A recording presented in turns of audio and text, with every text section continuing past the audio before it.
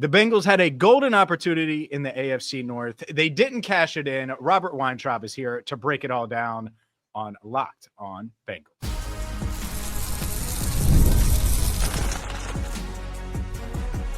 You are Locked on Bengals, your daily Cincinnati Bengals podcast.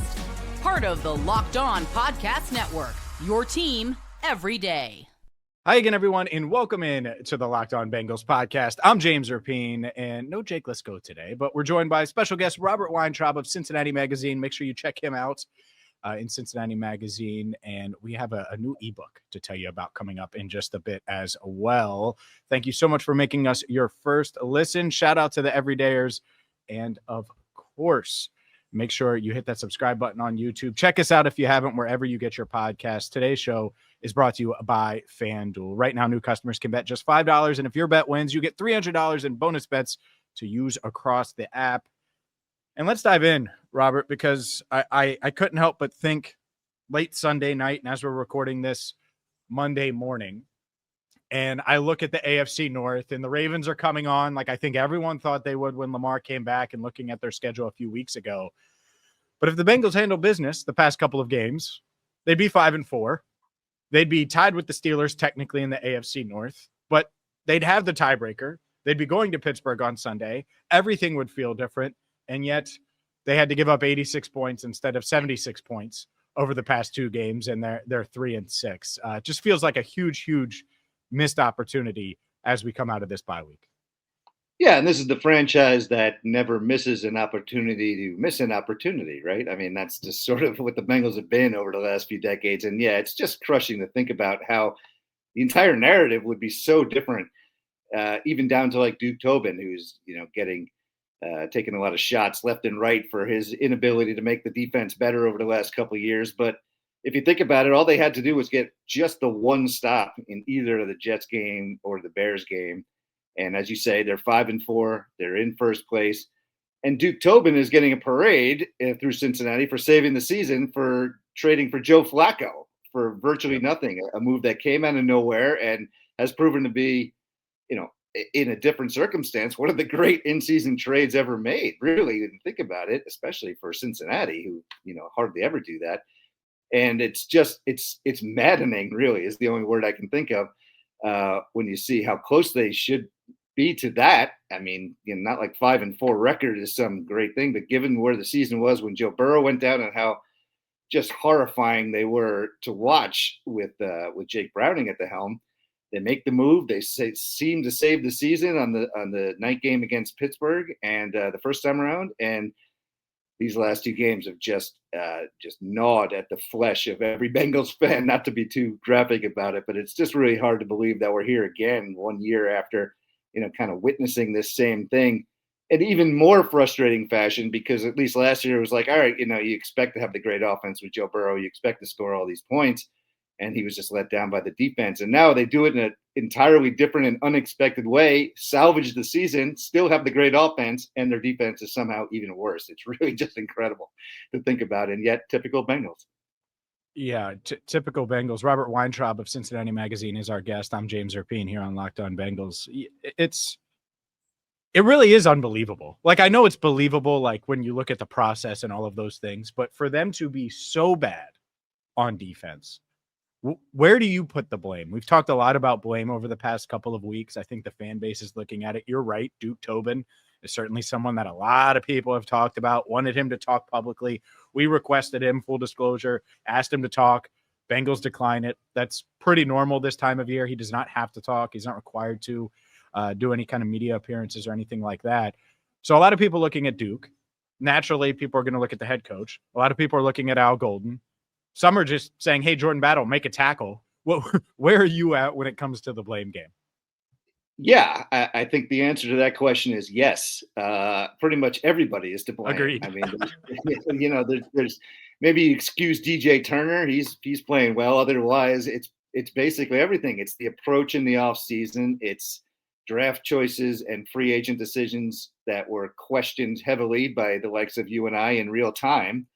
Not, we crossed our fingers and hope for the best, but we could see not necessarily this sort of train wreck happening necessarily, but at least, we didn't feel confident that things were going to improve greatly.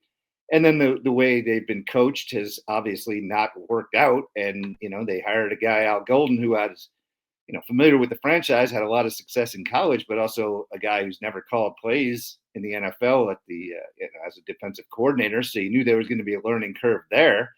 And whatever they're doing in the practice field obviously is not working to improve the tackling that was so bad last year. It's worse this year. And, you go right down to the players, and it begins and ends with them. Really, at the end of the day, I feel like, where's the professional pride? I mean, that's what I keep coming back to. It's like, you're in the NFL now. This is not just throw away a weekend or, throw away a couple of games and come back and do your best. And we're getting paid, so who really cares? I mean, come on. This is a bunch of guys. And unfortunately, this is what happens when you go to a youth movement and you don't have the kind of, that's another thing that I've been questioning about. It's like, their whole draft strategy. We've heard so much about how they like to prize, leadership from the college level and how that would translate to a professional locker room, and team captains and guys who are mature, like Demetrius Knight, who, is putting his, young child first by delivering DoorDash, all this stuff we hear about. And it's all great. And I'm not denigrating them as human beings, but, it's supposed to translate into stepping up and accountability in the locker room and on the playing field. And we're just not seeing that at all. And it doesn't help when the one guy who's your veteran leader, Trey Hendrickson, has been injured and isn't out there leading by example in the second halves of these games. That's obviously, you're looking at, all we needed was one stop in these last couple of games. And that's the specialty of Trey Hendrickson in the fourth quarter. And because of a quasi cheap shot against the Jets, he hasn't been out there. He hasn't played a second half in the last month, really, as the defense has fallen off a cliff. So there's a direct correlation there. But, in general, other guys got to step up. These are professional football players. Let's go, man. I mean, again, I bring it back to, you can draft them and you can question, who they are as talented as they are, but they're all, these are all pro players. I stop at the line of, they're just not talented. We see every week in the NFL, guys who are written off as not talented go to other teams and other situations and play well, whether they're quarterbacks who get all the pub or just, small, smaller level guys, even like an Emmanuel Forbes, who played really well for the Rams and was a potential Bengals draft pick. Goes to Washington and he's a quote unquote bust, gets in a different situation and he's playing like a top line corner, So it can happen for these guys too, but let's make it happen here. Let's just, I don't know what it takes beyond these team meetings and players only meetings and whatever it is that they talk about to the press, but they got to show a little bit more professional pride. I've just been shocked at the lack of it over the last month or so. And, everything else we sort of knew about coming in, but at the end of the day, it's on the players to do better. Yeah. I think the professional pride line is a really good one that I look at and I'm like, at some point, you just got to say, you're not getting past me. Like, right. You're not getting past me, and that's it. And I'm going to hold on for dear life until someone else gets there. And the missed tackles have been so bad. It's been such a haunting issue that has haunted this defense. And it is embarrassing. And I like the professional pride putting it that way, because it isn't, at some point, it can't just be, that guy's more talented. Because I think Colston Loveland's really talented. I also don't care. Tackle him. No one's saying don't give up the play. But definitely tackle him. And there were three guys that could have, and that's just one of many plays that are going to haunt Bengals fans and should be haunting this Bengals defense right now as they prepare for Pittsburgh. A lot I want to dive into with you. You mentioned the youth movement. I think that's really interesting. You also talked about Trey Hendrickson. The Bengals didn't trade Trey Hendrickson. That and more coming up next right here on Locked On Bengals.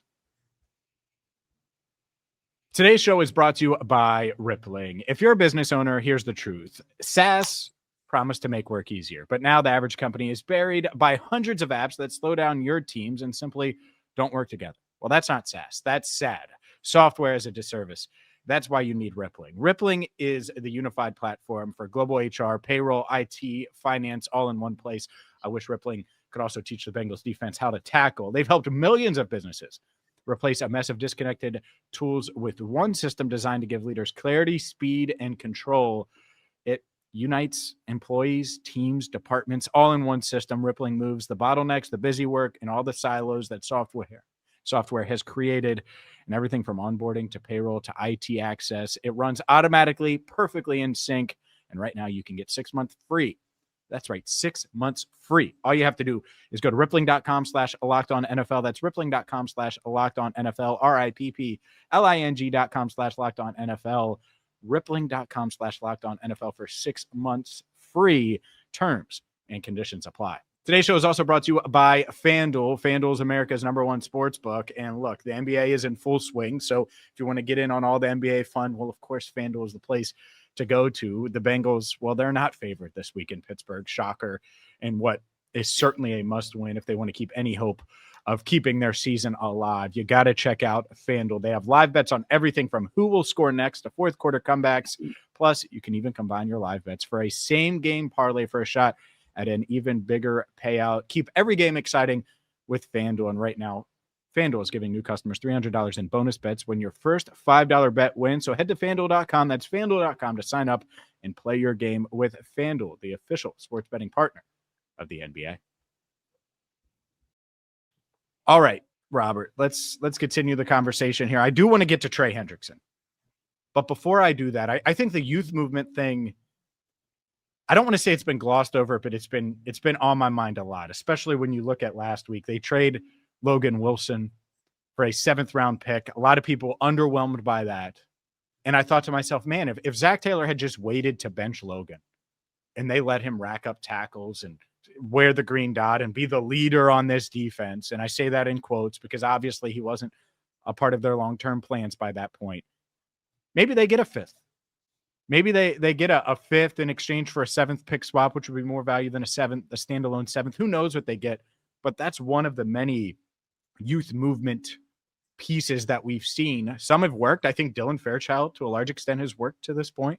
Jalen Rivers taking his lumps some. Shamar Stewart certainly taking his lumps. And then on the other side, these linebackers, Barrett Carter and Demetrius Knight, that both taking their lumps. What's your overall thoughts on Zach Taylor's decision, one, to bench Logan Wilson in hindsight now, looking at the way these linebackers have played, and just the overall youth movement on a team that was certainly expected to be in win-now mode entering the season? Yeah, well, and really it goes back a few years now to me because, I think their long-term planning, and I agree with it. I think they looked over at, like, say, what the Chiefs were doing as a sort of model, which a lot of teams do. But in particular, it worked for them because of, you had the quarterback coming into his now rich contract and a couple of offensive players who were going to make a lot of money, and they had to get young and cheap on defense. That was the idea. The Chiefs managed to do that exceptionally well with their top-level defensive coordinator, Steve Spagnuolo. Now, the Bengals thought they had one as well in Lou Anarumo, and they figured, let's just put all of our youth assets, our draft assets, on the defensive side of the football, as the Chiefs had done, and go from there. We should be able to at least, tread water defensively with our new young players, and then we'll build up a new ramp. But at the same time, they also, as Duke Tobin even, sort of admitted after the last season, they kind of hung on to the Super Bowl era defensive guys who came in maybe a little bit long. And I think they're caught in between, kind of wanting to do it in both ways. You want to have that mix of veterans like we talked about, like a Logan Wilson. You want him around to be able to, kind of guide the new pups, the Barrett Carters of the world, and at least, get them to a point where they can have that professional pride. When you're a rookie in the NFL, your head is spinning in so many different directions. It's so difficult unless you're a superstar type athlete like a Jamar Chase was. Otherwise, it's so difficult just to hang on and feel like you're, even know where to go from one play or 1 week to the next. And to have a few veterans around mixed in with the youth, and these top line first round picks that they were spending on defense, that seemed to be the plan. And yet they not only did they mess up the picks, it feels like, but they also didn't really feel like they committed to what they wanted to do on the defensive side of the ball by mixing and matching with those veterans. They kept the veterans playing instead of moving in some of these young guys. You look to a Dax Hill who just sat and wasted his entire first year instead of, getting onto the field. Yeah. And that's just an extreme example, but I feel like it's, that's why Miles Murphy, you still don't really know what he is in year 3 necessarily. He's a guy who could go somewhere else and play somewhat better at least. because he had to sit behind, kind of gimpy Sam Hubbard because they loved him and he was providing that veteran leadership. And they just did a poor job of mixing and matching. And now it feels like they've gone kind of in the other direction and just avalanched right into playing all the kids with predictable results. I mean, it'd be one thing if they were, a heavily touted group and no slam dunk prospects like a Jamar Chase, but they're not. They're guys who need seasoning and they need, a lot of help and a lot of people who are a little bit older than them and have been around to guide them and to how to be that pro, to show that pro pride that we were just talking about. And it just feels like they've completely messed up that chemistry experiment completely over the last 3 years. And it's, you can't blame them for doing what they did. I think in the moment, a lot of the moves and a lot of the sort of big picture operation from Duke Tobin on down was proper. You wanted to get younger and cheaper. You had to. That was just the way to go on defense when you're paying all the big money on the offensive side of the ball. But the way it's come out has just been, such a hash. And there's a lot of fingers to point and a lot of places to put the blame. But there's no question that it just seems like it's getting worse. And every single micro decision now, like you point to, taking Logan Wilson off the field so early to get back to him, it's compounding on itself. It was just that move in a vacuum. You could live with it, but it's, Yes. Everything else has not worked before that. So this looks even worse. And every time they, try and dig themselves out of a hole, they're getting another foot deeper. It feels like they just are unable to get themselves out of this abyss that they're in on the defensive side of the ball. And it's really a shame because the offense has just been so incredibly great with or without Joe Burrow. Who knew that Trey Hendrickson was more valuable than Joe Burrow, as it turns out, but maybe that's the case. Robert Weintraub of Cincinnati Magazine is our guest. Yeah, he is valuable. We're going to get to that in just a few minutes here, how valuable he was in NFL circles at the trade deadline. And I think that's going to surprise some that maybe have taken the bye week off and not paid a ton of attention to the news. But before we do that, yeah, I'm just there's some kind of disconnect is the wrong word. And clearly there was a disconnect with the old regime with Lou Anarumo. Like you've seen it. I'm sure you've seen it on social media. Everyone's like, oh, well, Lou was the fall guy. No, Lou was the guy that didn't want to play Dax Hill. Like I'm not mad at them for moving on from Lou because it clearly wasn't working for whatever reason. But I also think whatever plan they had in February when they bring in Al Golden and that was the plan for weeks going into it and all of those things, whatever plan they had clearly hasn't worked. And I just look at the draft alone, and I don't think anyone thought Demetrius Knight was necessarily a plug and play player. No one thought Shamar Stewart was a plug and play player right away. And they drafted those guys with the idea that they would be plug and play. Really, their first 3 picks were like, hey, you're going to play right away. And I think Fairchild has delivered on that, even if that wasn't the expectation. But the other two, it's tough. It's tough to be mad at them because in an ideal situation, Shamar Stewart is just playing here and there and learning the ropes and learning technique and doing all of those things. And you have a real pass rush without him. Same thing with Demetrius Knight. He's learning from veterans and doesn't have to be out there 85% of the snaps. And that just obviously hasn't been the case. And now the same thing does go for Barrett Carter, where all 4, now 5 with Jalen Rivers. I mean, think about all the rookies they're playing and leaning on. That's a lot to ask of a team that's supposed to be contending.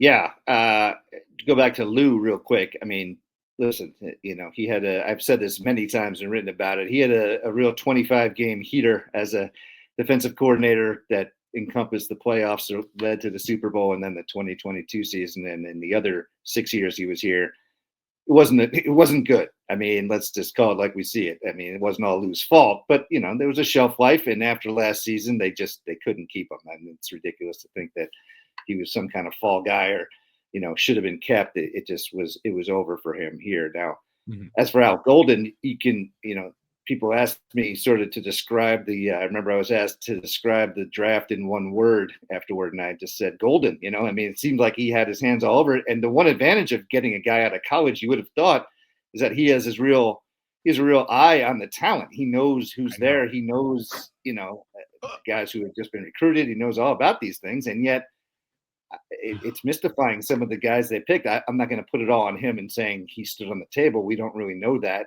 He wanted Shamar Stewart per se instead of Derek Harmon, who was picked right after him, and would have made a lot more sense to me. Did he really not want his own guy, Xavier Watts, who's playing well right here in Atlanta? I mean, did he not want some other guys that we could talk about, that could have, should have? And I don't want to close the door, like you say, on Shamar Stewart. He was hurt, missed that, a lot of practice time in the summer for, ridiculous reasons. And, the jury is still certainly out on him. And the problem is when you play these rookies, as just we've been talking about, and they get into these situations that are so bad, we see it with quarterbacks, and we talk about it with quarterbacks all the time. But the same is true with other positions. You get into you get beaten down as a rookie and you don't know success right away or, through your entire rookie year. It can take years to recover from that if you ever do. And, or you have to go to another team to do it, as we were just alluding to before as well. So, that's the risk in playing kids.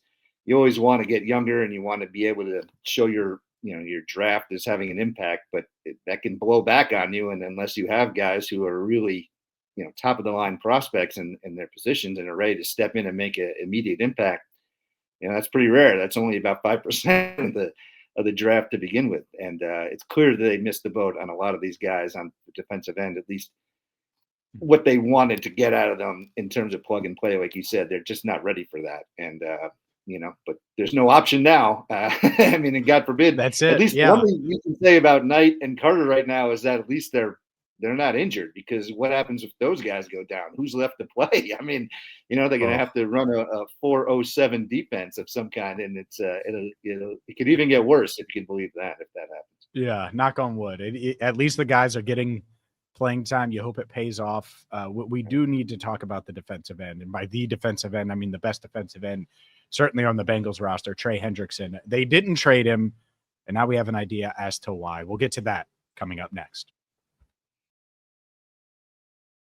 Today's show is brought to you by our friends over there at Peloton. Look, folks, it's time to break through the busiest time of the year with a brand new Peloton cross-training Tread Plus that's powered by Peloton IQ. It's Peloton's most elevated technology and equipment yet that gives you real-time guidance, and it gives you endless ways to move, whether you want to work out by yourself or if you want to work out with your favorite instructor, like my personal favorite, Alex Toussaint. He always gets me fired up to tackle the day. And the thing I like about Peloton, it helps me achieve more in less times. They have features that help you plan, stay motivated, track your progress, and Peloton IQ also provides personalized workout plans and recommendations. That's something that I use right now during the busiest time of the year covering the NFL. They plan my workouts for me based on my mood, my vibe, and also my favorite instructors. So make sure you check it out and use it, because it also helps you correct your form in real time, and it maximizes your reps. It counts your reps so that you can do it smarter, safer, and more efficient. Let yourself run, lift, flex, push, and go. Explore the new Peloton cross-training Tread Plus at onepeloton.com. All right, Robert. The Bengals, well, they held on to Trey Hendrickson. And in the moment, I'm like, what are you doing? You should have really considered it. I also said in the moment, and this is why you always have disclaimers, it should be, if you're going to, for a second-round pick and get something of value. Well, it turns out, according to multiple reports, Ian Rappaport and NFL.com were certainly all over this, the Bengals didn't get offered more than a fourth at the trade deadline. That surprises me. I don't think a serious trade, like if you're a GM and you want Trey Hendrickson, you should already know that a fourth probably won't get it done, knowing the Bengals, knowing how they operate, all of those things. And yet that turns out that was at least reportedly the case. Your thoughts on the Bengals' decision to keep Trey Hendrickson, given the trade offers? And is it surprising to you that no one said, hey, we'll at least give you a third, or we'll give you a third and a fifth? I mean, 2 4s even. Like, to me, a fourth is almost insulting. But what say you? What are your thoughts on that? Yeah, it's a bit of a slap across the face, but part of it, I think, was because of the injury, and it's just so ill-timed. And, typical Bengals, like if Hendrickson was playing and doing what he normally does, I think teams would have been lining up to get him. And it just because now it kind of justifies what the Bengals have been, have they played this all along in terms of not wanting to pay him into his 30s.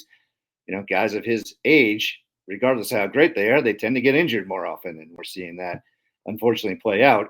I haven't been surprised that they haven't traded him kind of all along. I mean, I I remember when they, came out with the quote unquote, allow him to seek a deal, whatever, however the language was phrased earlier this season.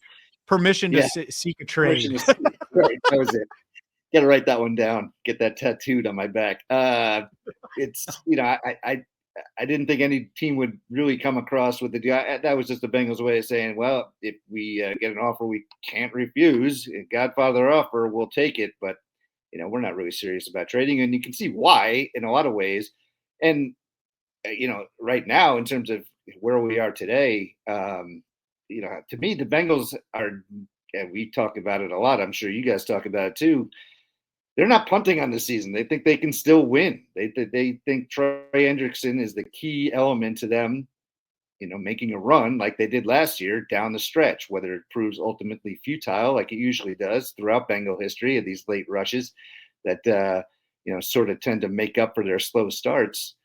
That's a different question, but I don't think in the building they think to themselves like, let's build for next year and trade our best asset, which they should have done if they were really thinking ahead, certainly before this season. But as you say, if the offer is not there, then you can't really blame them. And I just think it plays into their hands. This is all playing right into their way of thinking. And I think, if somebody's really offering him just a fourth for Hendrickson, that's an automatic hang up. And maybe they're just thinking, oh, well, the Bengals are so desperate to just turn over everything that they'll give away their best defensive player for virtually nothing. And, you can't do that if you're Cincinnati. Obviously, you could have definitely traded him at any point, for a 2 and a 4, or even if they got a late first over the summer, something like that, you would definitely want to think about it.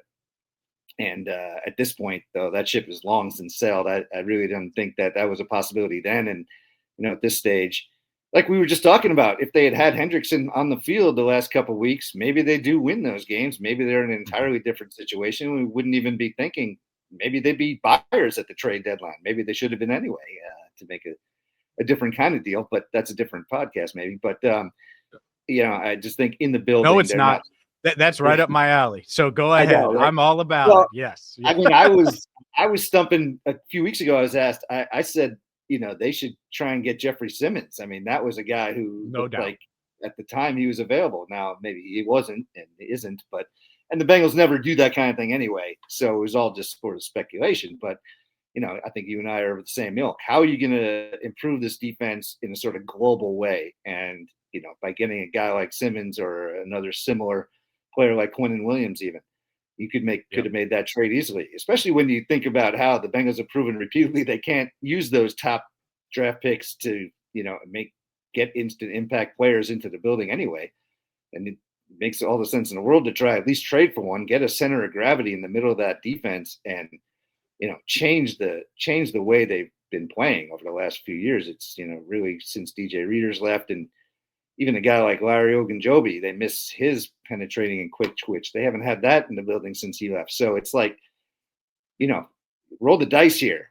We got, this is the Burrow era, and it's the sands are clicking through the hourglass there, and it's already 6 years in the league. Who would have thought that? And make a move, do something. But of course, that's not this franchise, so it's all just good podcast stuff. Yeah, I said at the time, no one's going to blame you for paying DJ Reader. No one's going to blame you for paying Jesse Bates. Like if it ends up wrong, right? Like if it just doesn't work, like if DJ Reader, and I said it about Trey as well. Not that the Trey thing is necessarily wrong with where they're at as a defense, but the drama ends if you had just paid him in February. Right. I remember telling someone at the combine, like, hey, offer him $28 million. And I told Bengals personnel that too, like offer him $28 million a year. And then guess what? All these deals went through and the money went through and it delayed things. Cause I do think that they planned on at that moment getting something done with Trey. Then the deals went haywire. And then they gave him permission to seek a trade because his asking price changed. Right. And they were just really far apart. And then it just kind of evolved into what it is now, which I think he's going to, if he plays well down the stretch, he's looking at another tag, and we're looking at doing this all over again. And I hate that for all involved, including us, because that means that we're going to have to cover it. Especially us. Yeah. Well, I've always said the Bengals are essentially a Depression era franchise, right? I mean, what that means is they kind of don't ever want to spend money until they absolutely have to. Like, you're thinking about hoarding all of your assets until the very last minute. If you have to pay Joe Burrow, sure, we'll do it. If we're, at the last second, Thursday we got before the pay. season. Oh my God. Right. I Yeah. mean, they could have done it and saved themselves so much more money, by being proactive. But this is the scorpion and the frog here. When are they ever going to do that? When have they ever done that? Why are we expecting it? The Bengals are always operating as if they're ready in case the salary cap goes down. That's their thinking. It's like, okay, if something bad happens, we're ready. It's hurricane prevention season. That's right. We got our natural disaster. Our cap bag sheet ready. is clean. It is clean. There's not much dead money on that thing. It's we're never going to be the Saints. And I'm not saying to a certain don't degree, be the that's Saints. good. The Saints Right. are idiots, but don't be Right. what you are either. Exactly. They take it to the other extreme, and that's what's so maddening. Yes. And when you have players like Joe Burrow and Jamar Chase and T. Higgins on your team, it's I don't know how you look them in the face. I mean, it's kind of an insult to them to not. They don't have to go for it, quote unquote, by spending every last dollar up to the cap ceiling and making a whirlwind of trades and going a little bit over the top necessarily. But there is a middle ground, and there's a lot of ways they could have done things that are just much more proactive, creative, and smart, and just at the end of the day, better for your team. You're costing yourself money and assets by the way they're playing these things out, and it's just over and over again it happens, and we we're the ones who suffer at the end of the day. He's Robert Weintraub, Cincinnati Magazine. Make sure you check out his Bengals coverage there. Also, you have a new ebook out, and you're going to have to tell me about this. You're going to have to tell all of our viewers and listeners, because I got to be honest with you. I don't, the Max Mercy, I don't know Max Mercy. And so you're going to have to educate me a little bit on why I need to get this ebook. Sure. Well, for those who don't know, I'm an author. I've written 4 books, so go to Amazon and put my name in there and you'll find them. And now I've written sort of one of my typical insane side projects, as I like to call it, which is just a fun little conceit, which is that Max Mercy, the famous sports writer played by Robert Duvall in the movie The Natural, starring Robert Redford as Roy Hobbs. Many people will be familiar with that, hopefully. Yeah. Anyway, the idea is that he is, movie dumb's greatest ever sports writer. And so what I kind of done was take his voice and written about various games, athletes from sports movie history, and put it under his byline, and just written a series of 30 or so pieces about the game where Johnny Utah of Point Break tore up his knee in the Rose Bowl against Ohio State, and various other Rocky Balboa's 20 greatest fights. We only are familiar with a handful of them. Just kind of using the imagination to go out and take sports movies, which I love, you love, we all love as sports fans, and just kind of have fun with it. A little bit of fan fiction, nothing too serious at the end of the day. But you can get it on Amazon. It's free, I think, if you're a Kindle Direct member, and otherwise it's $3. So just the Max Mercy Reader is what it's called, and you can, like I say, download it for just the price of a cup of coffee and have fun with it, and get your mind off the Bengals and their futility for at least a few minutes of each day, which would be nice for all of us. I think so. I think that would be nice. You can also check Robert out at Cincinnati Magazine, and again, if you want to check out any of his books, Robert Weintraub, Weintraub. Just plug it in on Amazon. Robert, I appreciate the time. That's it's a lot of fun always catching up with you. So thanks for coming on the podcast. No problem, James. And let's hope for a good second half of the season. One thing to hang on to is that Zach Taylor post-bye in the last 4 years or so has an excellent record. I mean, they're 23-9, I think it is. So I think we can at least be competitive. And once again, they'll send us home happy, if not necessarily playoff bound at the end of the year.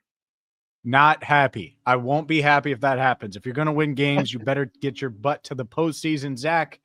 But that is a topic for another day. For Robert Weintraub, I'm James Rapien. Thank you so much for watching and listening to the Locked On Bengals podcast.